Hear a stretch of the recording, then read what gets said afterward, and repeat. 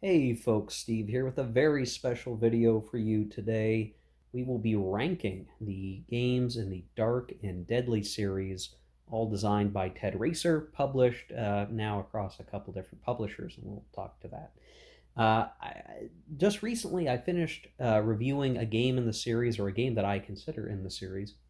And it made sense now that, well, there's five games that I consider part of this series, and I can't do a top five video because there's only five, but I can certainly rank them to see where they stand in my heart and in my mind as just the order that I like them the most. Now, this being an opinion video, you know, I am certain that folks will disagree with how I've ordered these, and that's okay. I can't even say that the reason I've ordered them the way that I've ordered them is due to the precision of the design or the precision of the components or all these things. There's some nebulous, intangible things that impact my opinion on just when I think of these games, which ones am I most eager to get, back to the table or talk about or play or have the fondest memories of. So all those things kind of filter into this conversation. It's especially interesting to me because when I started this channel, 1,600 subscribers ago, or close to that, I had focused on a game called Fatal Alliances and World in Flames tutorial videos, and I was starting to get, head into the style that I'm following today, which is gameplay videos and reviews and analysis and all these things. And that really principally started with, I think, the Dark Valley. Well, really, the Dark Sands I played first, and then the Dark Valley. And so, for the life of this channel, these games have always sort of been a common through line of, sure, I'm covering other games, I'm talking about other stuff, but playing through these and reviewing these games have been a big part of the channel, and a really big part of my solitaire gaming experience, at least, though I still play plenty of stuff opposed or with friends. So I will rate these, or rank these rather, from 5 to 1. We'll start with number 5. And again, the games I consider in the series, they have the dark name or the deadly name, and in one particular exception, a game that I like to consider part of the series because I believe it has a very common design, structure, and mechanics that basically make it part of the series, even though it was prior to the series being a series at all. Kind of weird to think about. Okay, so we're going to start with number 5, fifth place. Maybe not too much of a surprise, and this one is actually the game that I most recently reviewed, which was the same week that I recorded this video, is Case Yellow 1940. This was originally published back in 2011.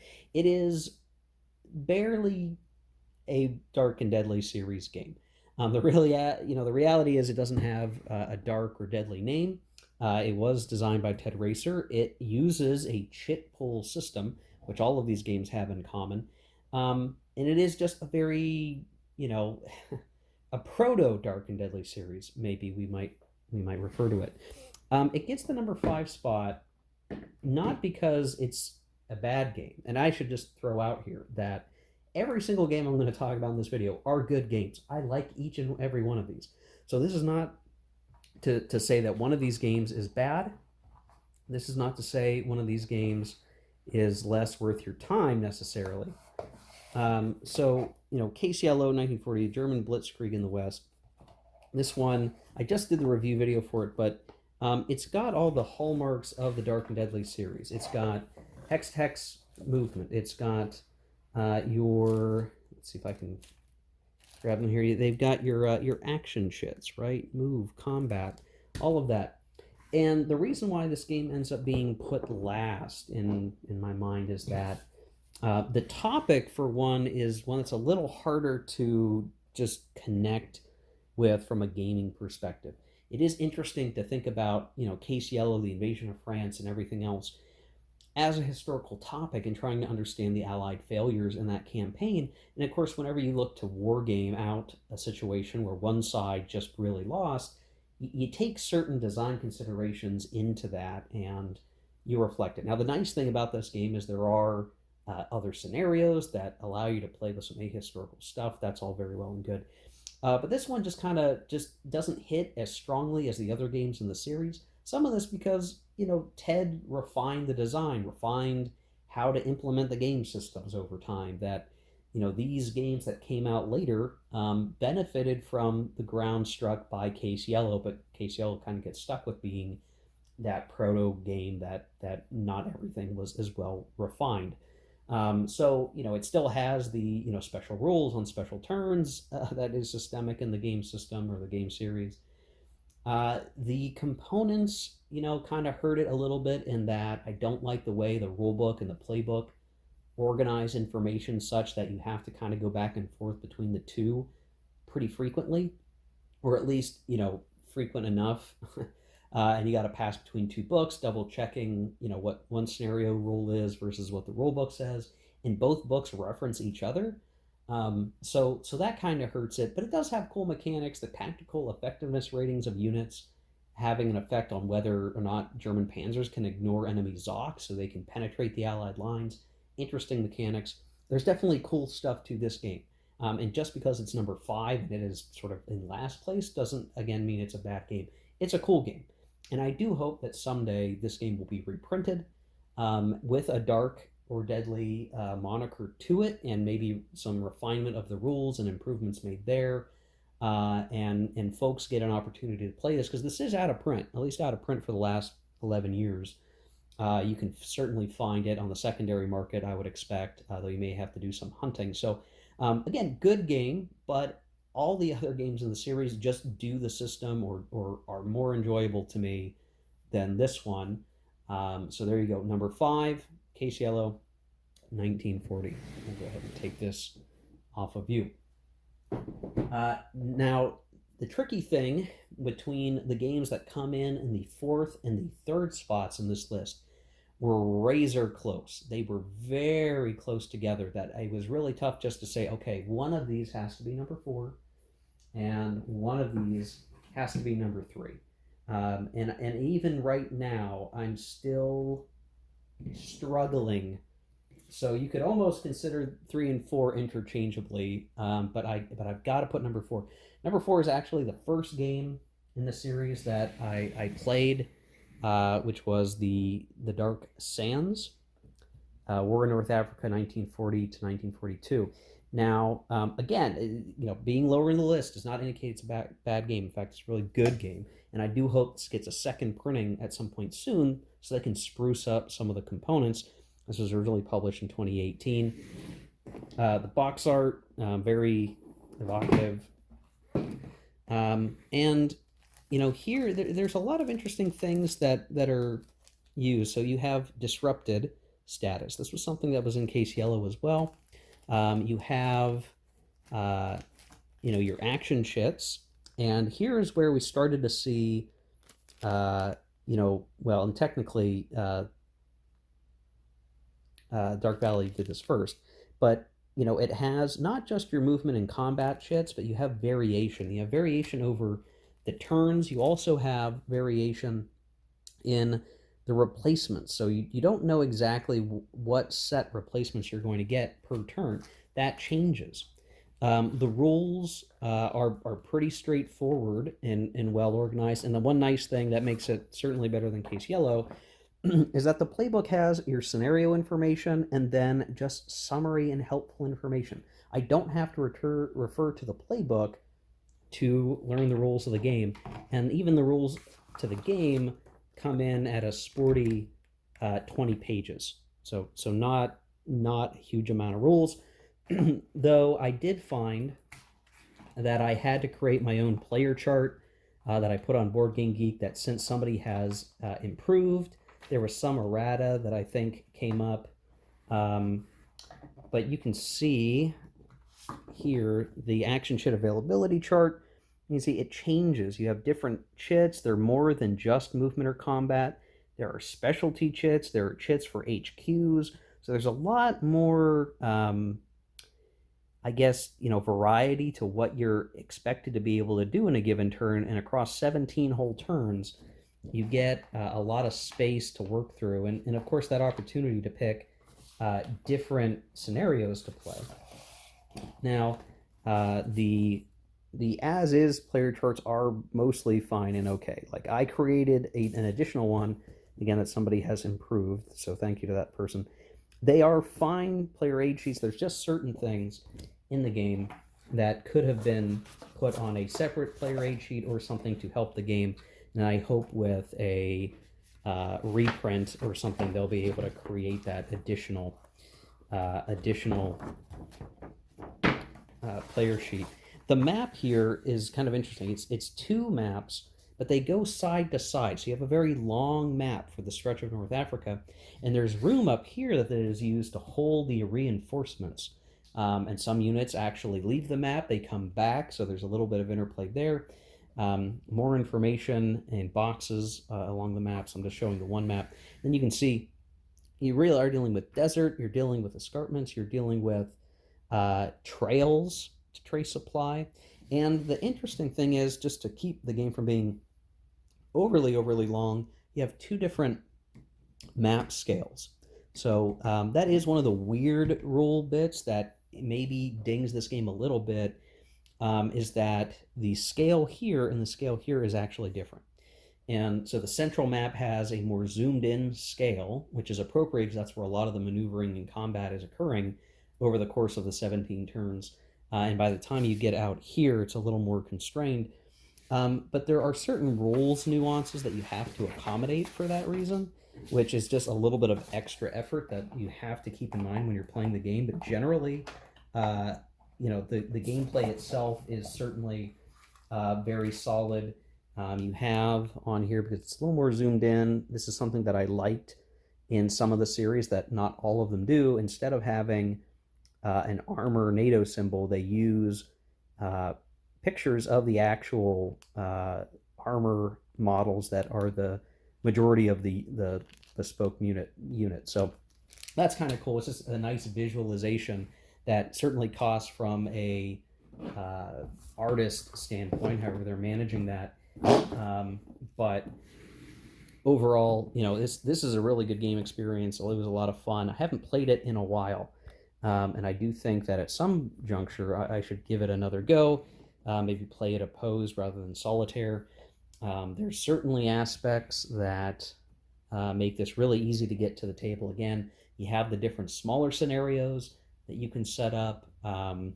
Just even for that, if you can't do the full 17 turns, you can do something smaller. You pick your Operation Sunflower or Crusader or whatever and have a pretty good time with it. So it's number 4, but again, it was a really tight number 4. And in fact, you know, as we go through the rest of the games in this list, they're all going to be kind of clustered together. So 3 and 4 are really close. I could have given this the 3 spot, but I just didn't quite get there. But yeah, there you go. The Dark Sands, number 4. Now, number 3 is one of the more recent additions to the game series. This one's published by GMT as well. It has a dark name. It is the Dark Summer, Normandy, 1944. Now, again, this was really tight with the Dark Sands. This one fills a similar niche to Case Yellow, where it's a 10-turn game. I think I'm pretty sure it's 10 turns. I have to make sure I remember. But this one has some benefits. I mean, beyond just being a green-colored themed game, which is cool. The production value is certainly higher than the Dark Sands was, and there's some benefit just in broad strokes to that. The playbook similarly dedicates its pages to being an extended example of play, some counter sheet images, and designer's notes. So there a lot of good information for the example of play, a huge amount of example of play pages. Nothing about extra rules in here at all. Now, there's one maybe ding against this game, is that it just has the one, I mean, it more or less just has the one scenario. Like, there's not anything additional in here. If you're going to play this game, you're pretty much playing the game. Like, it's the scenario, and you can't mess with that too much. And I was trying to see, like, and make sure I'm remembering right, like, there's just no other option. I think you have to, if you're going to play this, you have to play the whole campaign. Um, so the player aid charts are actually pretty darn good. I didn't feel like with this one I had to worry as much about a extra terrain effect or an extra player aid sheet, because the ones they give you were pretty darn good. Um, it has the paper map, right? And some folks don't like paper map. I quite like the paper map. You can see you've got. I'm gonna spread this out a little bit just so folks appreciate. And this game is certainly different than other Normandy games in that Cherbourg is handled much, much more differently than your standard. So you certainly have the bocage. You've got the main roadways. You've got the important cross intersections and crossroads that are important for supply. And Cherbourg is just not on the map at all and handled with special rules. Some people don't like that and they just really want to have Cherbourg on map, but I found it to be fine. It was really fine. Like, what, if they want to publish an extra little map in a like C3I magazine to extend it, then great. But I didn't feel the need. I didn't miss it. I guess I didn't feel like I was missing some core component. I was much more concerned about getting past Caen and doing all this. All this worked really well, and even the Normandy invasion stuff was simple, but there was still some variation in what could happen. The hidden unit strength counters were actually really interesting to make it such that, well, you can't guarantee that it's going to be very, very difficult in a particular hex. You could end up with things a little bit differently than what was historical. And what's really nice with this game, I left the sleeve thing in here, which I don't normally do. What's really rather interesting, I just have to find the actual markers wherever they are. Where are you? Gosh, this is gonna be annoying if I can't pull it up quickly. You have the chits that are dedicated to weather. So the other games in the series have all had ways of representing weather to some degree, where the expected weather is set and you get a certain number of chits just for that month, or weather doesn't matter much at all, like in the Dark Sands. But with Normandy and in the time frame that campaign was taking place, the weather was kind of important, and the Germans were advantaged by having cloudy, rainy weather that reduced the effectiveness of Allied air. So in this game, you're not just pulling your random chits to determine your actions, but you're also pulling the weather. And there are some boundaries around that. There's only, like, storm is going to happen at some point. You just don't know when. And storm is good for the Germans. But having the weather be random really helps provide a mechanism for, again, more replayability. It adds a little bit of spice to things. So where, the Dark Sands, you didn't know what reinforcements you were going to get. In this one, you have sort of expected reinforcements, but that weather really affects how things go, and you just don't know what the tempo is going to be, and that just adds a little bit more of that hidden fog of war flavor to the game that this series already benefits from the chit pool. The other thing that's really interesting with this one is, as opposed to, say, Case Yellow, there is an opportunity for the Germans to hit back. There are some really strong units here that allow the Germans some level of counterattack at certain points, which can be a lot more interesting. Because this, you could think of it as, okay, we're playing a game that is like Case Yellow, but in reverse. We're going to see the Germans get pushed back and hurt, and they are going to have to deal with that, and that's just the way the game's going to be. But there are still opportunities for a very active defense, counterattacks. The Germans have the punching power to do that stuff. So you can definitely still see the benefits from that. In terms of gameplay, right? Like, it's not just getting pushed back and getting walloped by the Allies. There is the ability to counterattack, the ability to adjust where you're at in the game state, like retreating units off map, but doing so strategically. There's a lot to think about in each and every turn. And the reason I gave this game the slight edge over the Dark Sands is, while the Dark Sands certainly has opportunities for both players to go on offensive and defensive. Just the map coverage that you need, and just the way that the game operates. This just felt a lot more, I don't know, engaging, I guess. I mean, they're both engaging. See, this is why I'm gonna like repeat all the arguments I've made to myself about why I'm putting three, putting the Dark Summer at 3 than 4.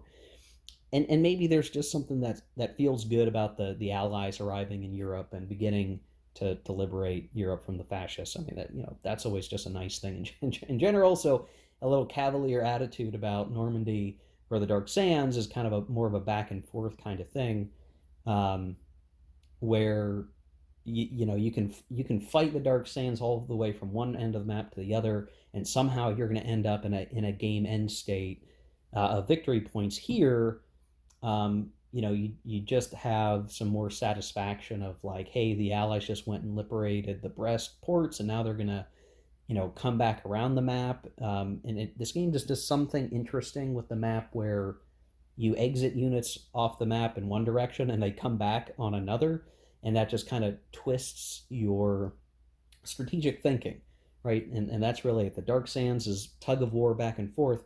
This just incorporates a whole thing where you come back up around, and that just it forces you to change how you think about the constraints of the map, and I kind of like that. And the more I think about it, the more I've liked that. So that is why this game is number 3.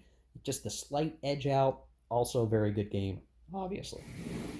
Okay, so now we're down to 2. It's kind of weird because as soon as I show you number 2, you're going to know which one's number 1.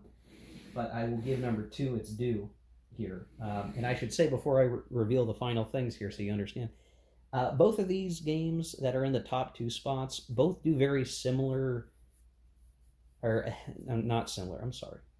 They do different things. One game is a much larger affair. It's more strategic. It's got this big, gigantic Titanic feel. And this other one has this very narrow, focused feel, very much focused on a shorter kind of experience, but one that is equally as intense. So the differences here of why one game is better is not necessarily because one of those types of experiences is better than the other. But it is, I think these two come out on top just because, for me, they just tell a much greater story. I'm more enthused with these components and what I'm doing in these games versus the rest of the the rest of the games in this list. Okay, game number 2, second place, silver, is The Deadly Woods, Battle of the Bulge, published by Revolution Games. So this would be, I guess, it is the first and so far only game published in the Dark and Deadly series that is not a dark, well, I guess, okay, not published by GMT, and thus has a different name in it, not counting Case Yellow being neither of the two. So The Deadly Woods. Just to explain the back history on that, you can certainly read this in many places, that Revolution Games wanted to work with Ted Racer on a game. Ted checked with GMT, which was kind of managing the Dark series, and they said, well, okay, that's fine, just don't call it the Dark series. Now, because GMT wants to hold on to the name, the Dark whatever, which is cute because, as consumers, with just a little bit of research, we can understand that this game is really, we understand that story. So you're not fooling anybody, GMT. This is a dark game, only it's deadly instead. And it's now the Dark and Deadly series, despite the branding issue. So as a consumer, I see this as the Dark and Deadly series, not just the Dark series, ultimately. So this is the Deadly Woods, Battle of the Bulge. Because it's published by Revolution, the production quality of this kind of has these weird valleys. So, the actual units themselves, look, standard and good. The mechanized units have the NATO symbols and not the pictures, which is still fine because that's what Normandy had, right? They all have similar information on them. So the counters are all looking really good. The interesting thing is just like the rule book is a little more plain Jane. It's black and white, two-column format still. Not much in the way of a lot of pictures. There's example of play PDF stuff available online, but the book itself, they saved some money somewhere on that. The action sheet availability chart, you can see very, very similar to maybe say like the Dark Sands, where you have a changing set of markers that are going to come in on different turns. And I've got mine marked up in pen a little bit for a couple of minor errata bits. You can see here is an errata sheet that I printed out. I also photocopied the action sheet availability chart, so it was a little more handy.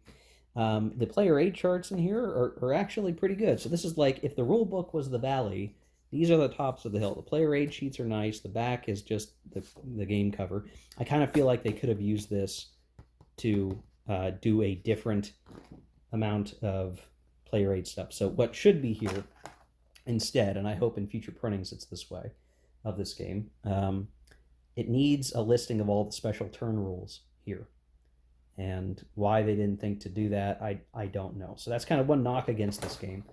Otherwise, the player aid sheets are helpful. They have, your charts rather, your action sheet summaries, descriptions of things, how to interpret the game information. Another copy of one of those. But I did end up having to print some stuff out. So like I have a list of the combat modifiers with a little more explanation, because I don't think the player aid sheet as is provides that information that I would want. There's somewhere in this box, and I don't know what I did with it. Oh, I thought for sure that I had it. Maybe I've done something else with it. I don't know.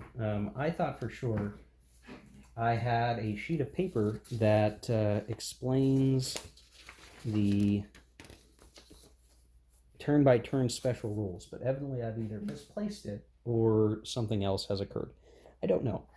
But that was one of the things I did have to try to refine, because there are special rules that are there, like most of these games in the series. And it's just so much more helpful to have a player aid sheet that tells you what to worry about on any special given turn.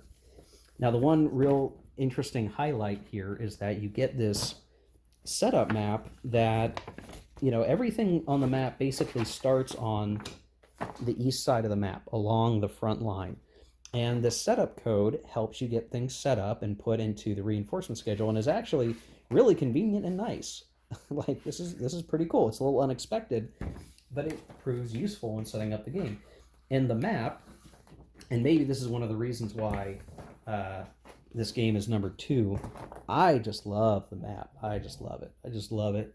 I just love it. I just do. It's got the white for the snow. It's got the trees. It's very evocative of things. And like the cover, which, I mean, the cover shouldn't really matter, but the cover also just very, very evocative. So when playing the game, and we get our counters are out there, the green and the gray, amongst the snow-covered map with the forests and the roads, it just is really pleasant to look at. I just really like it for whatever reason. That seems like a petty thing, maybe a shallow thing, but I just really, really liked the art direction in this game, very generally speaking.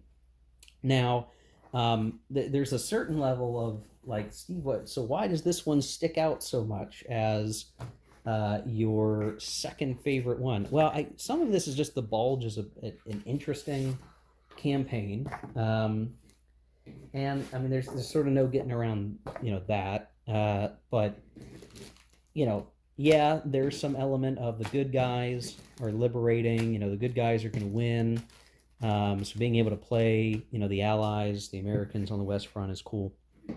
But the fact that, like some of the other games, right, all these things that I talk about are all taken into account in aggregate.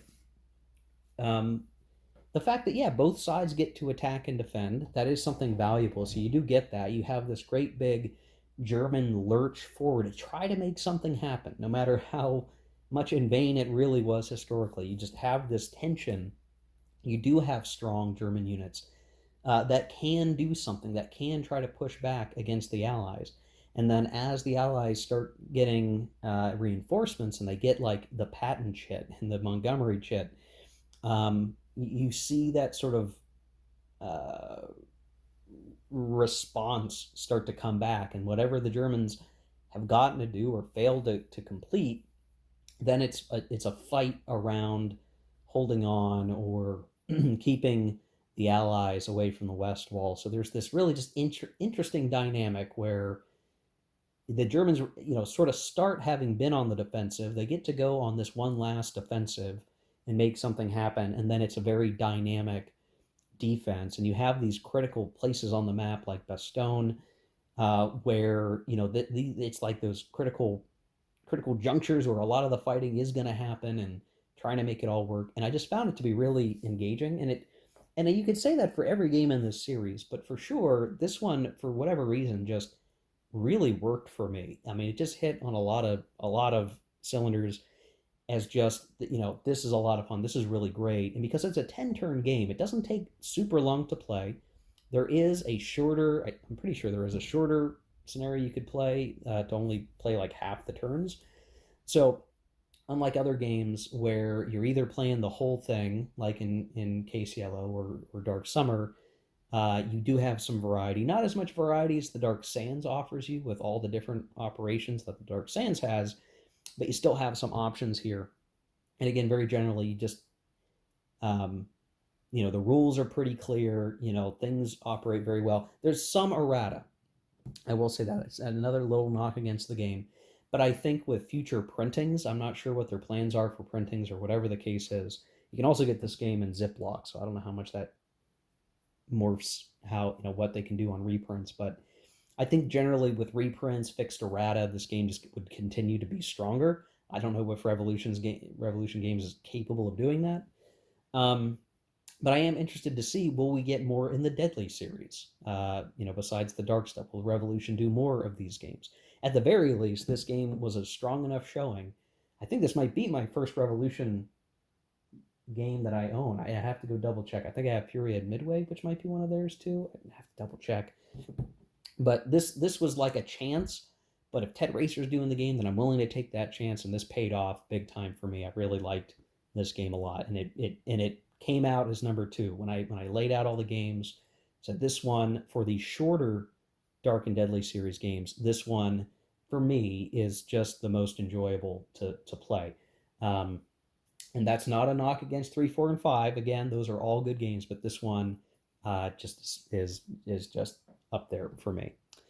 Now, this means that the number 1 spot kind of has to be the last game, right? It's the last one. It's number 1. Our grand winner, The Dark Valley, number 1 spot, top tier. Now, and this is, I should also say, this is based on the deluxe edition. So this is the version that I have, the deluxe 2018 version. I don't know when the next printing is going to occur. I think this was the last one that they did. This is the big old guy in the big heavy box, double size box. What's there to say on this one? 28 pages of rules. Not too crazy. But there's enough things that are in this game, like the factories providing replacement points to the Russians, so that you do have almost a strategic level. Yeah, I mean, this game kind of bridges a gap between operational and strategic. You want to capture Kharkiv. You want to take it because it's going to reduce the replacement points for the Russians. That kind of stuff factors into your thinking. The scenario book has, thankfully, and I should point out, this was the first Dark Series game, technically, from a publisher standpoint, right? Case Yellow had sort of been an implementation of Chitpool. This was then a carry-on of Chitpool, and it managed to make some pretty significant improvements over what was in Case Yellow. So this would be that first instance of the scenario book, the playbook, whatever, has just the scenario information with a couple of these small, short special rules for each scenario, with design notes and an example of play. Can't ask for a better kind of scenario book at that point. You have, at least in the deluxe edition, nice sequence of play, a summary of weather effects, and weather effects by turn. You've got your action shit availability chart, all very nice and clear. This was, I think, a special aid that was added in the deluxe edition. This was not necessarily in the original, with these special rules reminders. This is so very important. And I really wish, I mean, the fact that GMT got this right on the deluxe edition means they understood that there were some things in the rules that could be easily forgotten or screwed up if you're playing the game. So when they did the deluxe edition, they made sure there was this special turn, special rules reminder for turn by turn. So, okay, it's turn 2, so then, all of these ones matter and these ones matter, and you can kind of operate. Now, I realize it's just an artifact of the game series that you even have to worry about that sort of thing. Sometimes special rules are overbearing and you don't like them, but at least in this game, they made it as easy as possible to do it. You can read the short version. It's like, okay, Axis Mech may get air supply. There on turns 2 through 5, July, September, and November 41. Well, I can go read that in the rules, but then I'm just going to remember, okay, they can get air supply. Not so bad. On the opposite side of this, some other additional rules reminders. Just useful. The fact that they provided this is just really useful, really good. You've got your replacements, and all this just looks all very nice. Your combat results table, terrain charts, which are all very nice, again, deluxe. And then you've got the 2 mounted map boards. And again, I'm not gonna unleash all of this on you here. You should know that the map graphics between the original edition and deluxe are different. This is an aesthetics thing. I made very certain that I was getting the deluxe edition when I went to get this game, because I liked the map art of this deluxe edition much more than the original. You might like the original more, and that's okay, but I very much like this version more. The map is nice, well put together. I think Mark Simonich did it. That's the other amazing thing about the deluxe edition. Okay, I will get to that in a second. The map is the mounted boards, but the thin mounted boards, which is really the best. They help save on space. These were like ideal mounted map boards. And on the back side of one of these is a mounted map board from Barbarossa to Berlin, a World War II card-driven game by Ted Racer. So this is it was like a stealth reprint of World War II Barbarossa to Berlin, because you got counter sheets for Barbarossa to Berlin and this map in the deluxe version of this game, which was just this crazy thing. It was like this extra cherry on top, and I got to, I couldn't take the map because obviously this map is for this game, but I could put the new counters in my copy of Barbarossa to Berlin, which I do have on my game shelf. So that was just a very cool thing. And then just if there's one crazy thing to keep in mind, that the setup for this game is a bear, and pun intended, okay, with the Russian bear, okay, yeah, that was intentional, where I had to get hardcore organized with baggies. I wouldn't do it with a counter tray. I don't think a counter tray works for this. You got to use baggies, and you got to intelligently set it up. So this is Soviet reinforcements for turns 2 and 3. So when you're setting up, you can get this bag out when it's turn 2, get the units you need in turn 3 as well. And I've done that with many of these. I've also tried to organize the setup. So Baltic, these are the units that should go into the Baltic region at setup. There's a whole bunch of stuff like that, where it's just there's so many counters in this game, truly so many counters, that you really need to be hardcore ready to get crazy with organizational skills. That's not like, I shouldn't say that like it's a bad thing, but this game just has tons and tons of counters. So many counters, and they need to be logically set up. It is time consuming to do that, for certain. There's no getting around it. But you get an epic game. I mean, that is truly the way to describe this. This is an epic way to play through the East Front of World War II. And you can see here on the map, you're talking about 44 turns. That is more than 4 times as big as the smallest game in the series at 10 turns. And there's more stuff going on. The scale of the hexes, in real terms, these hexes are smaller than the maps of the other games. You have many more units, much more terrain to traverse.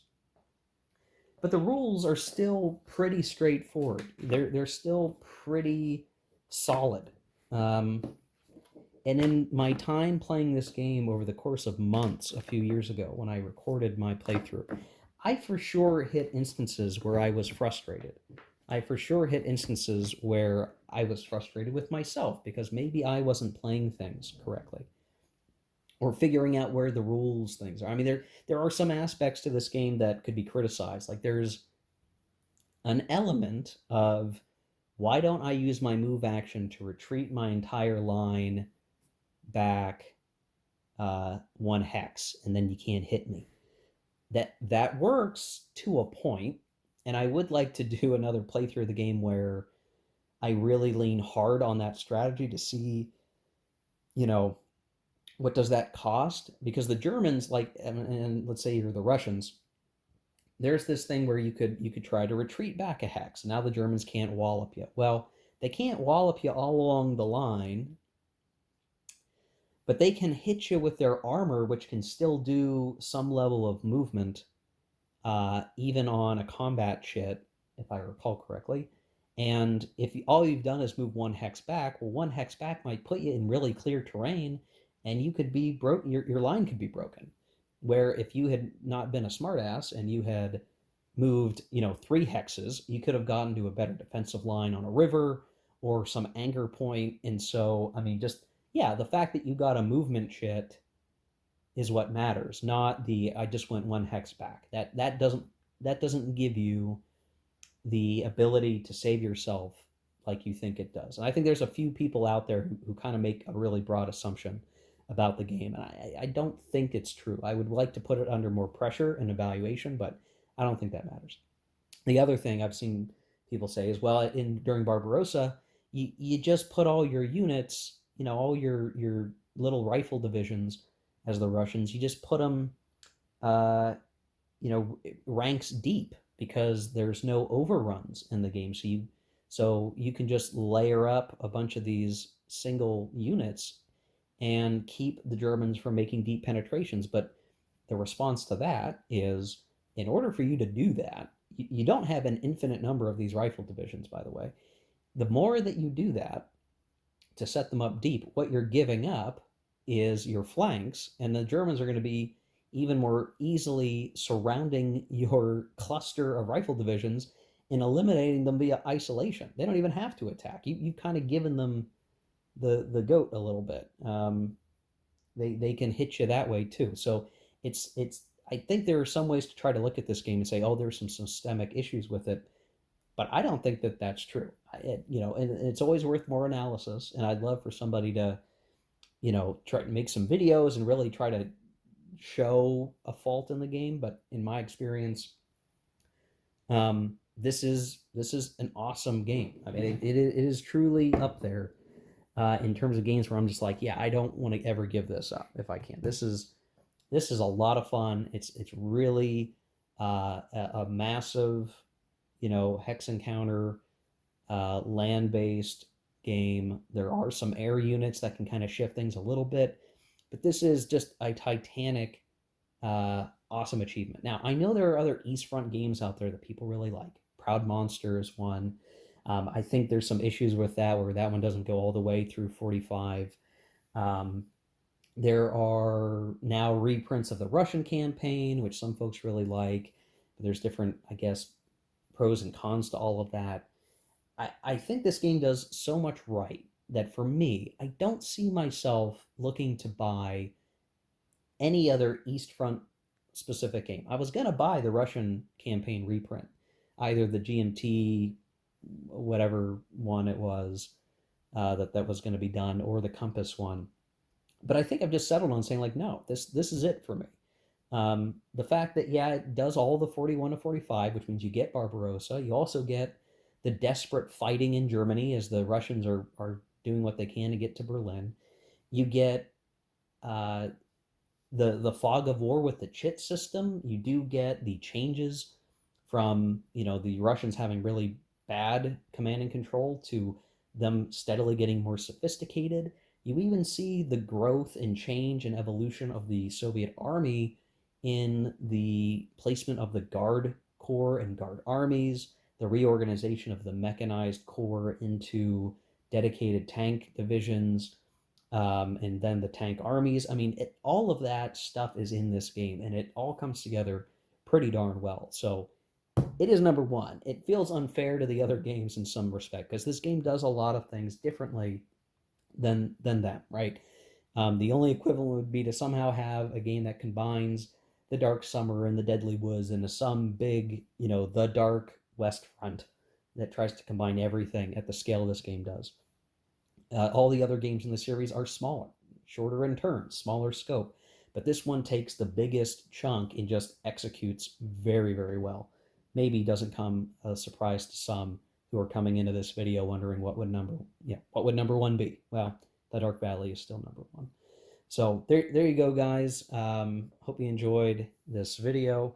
It's an interesting walk through memory lane for a lot of these games for me to reevaluate them, to think about them in context of each other and in relative terms. And it even makes me just feel like, let's just set one of these up and get playing again. But I've got a lot more games that I'd like to play on camera, review, and cover here. So we'll leave some of these games in a rear view mirror for now, but a lot of fun to be had for sure. And if you're interested in any of these games, again, I'll reiterate, I would recommend any of them. They're all very good, fun experiences. Differences being some are more fun than others, or more fun to me than others, or just, I rank them. I mean, the way, maybe what I should do is, you know,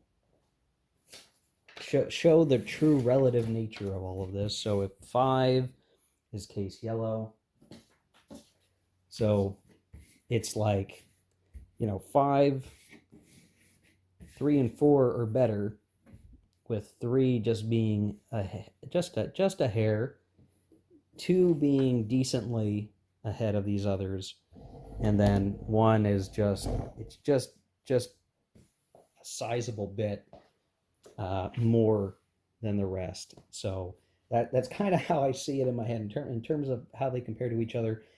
Dark Valley is just kind of a head above the rest. Deadly Woods is a bit more enjoyable to me than the Dark Summer and the Dark Sands, and just very close to one another. And Poor Case Yellow again isn't last, but that there I think there's some understandable things related to that. So there you go, guys. Hope you enjoyed the video. Let me know what you guys think down in the comment section below. If you disagree, if you have a different order, I'd be interested to hear what your order is and why. Very specifically why. If you give me a numbered list, that's fine. But I would really like to know what makes one better in your eyes than the others. And we'll head on into the future. So thanks for watching, guys. Take care. Keep on gaming.